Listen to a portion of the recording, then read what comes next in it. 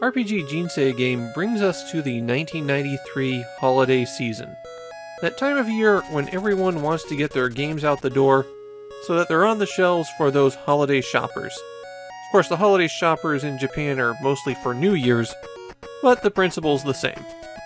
This will be the Famicom's final holiday season, and a meager 8 games are released during it.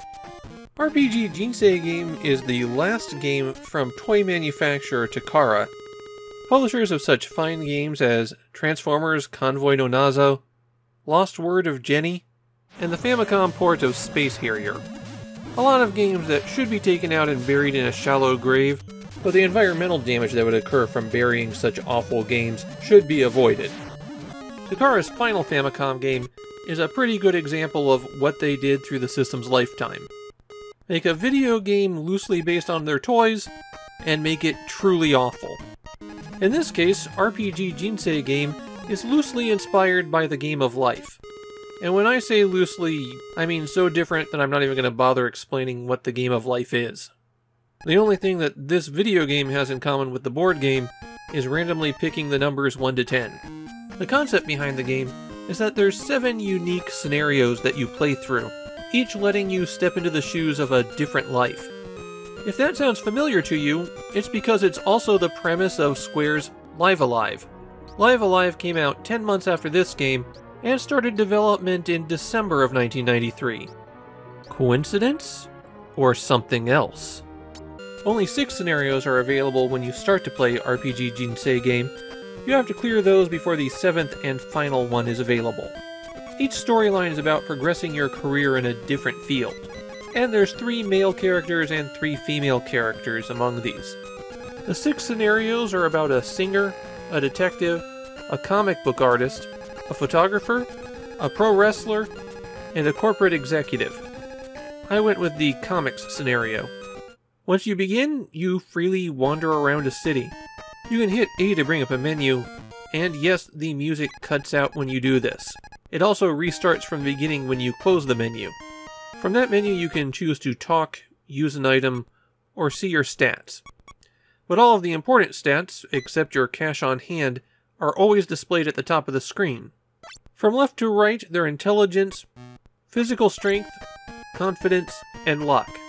As you're walking around the city, random events will occur, and these will be yes-no questions. Some children invite you to play with them. Do you join? You're passing a laundromat. Should you wash your clothes? Each question is associated with 1 stat, and if you choose incorrectly, then you lose 2 points from that stat.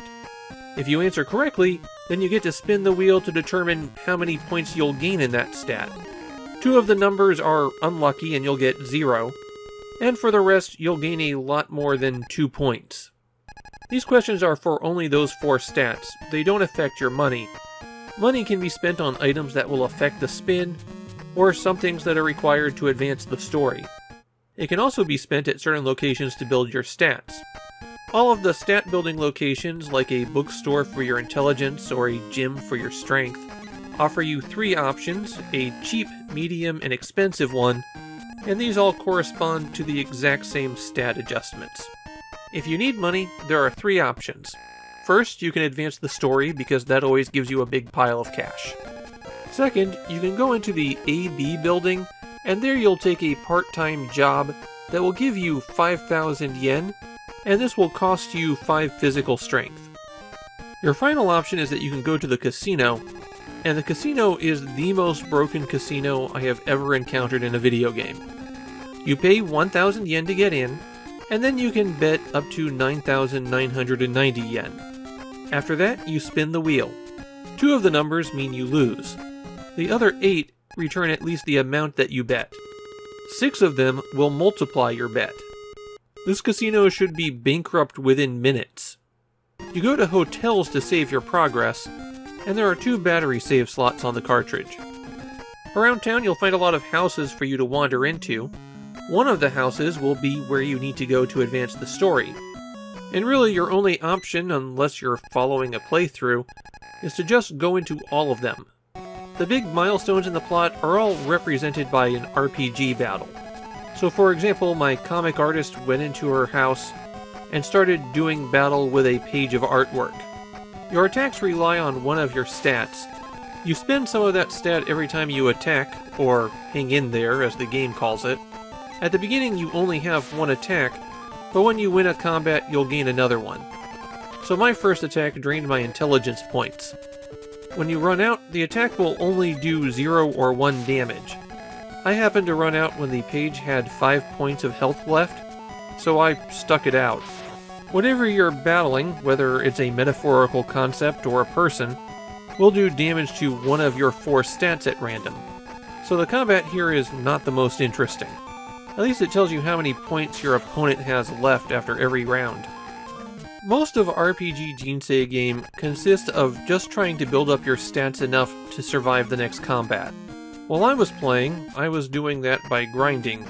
I discovered how broken the casino was very late. With the casino, just get yourself a few million yen, and then go buy all the stats you need.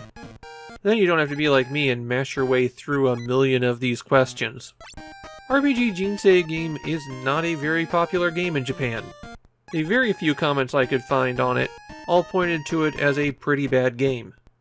And I think you can see that for yourself by this point. RPG Jinsei game is just awful.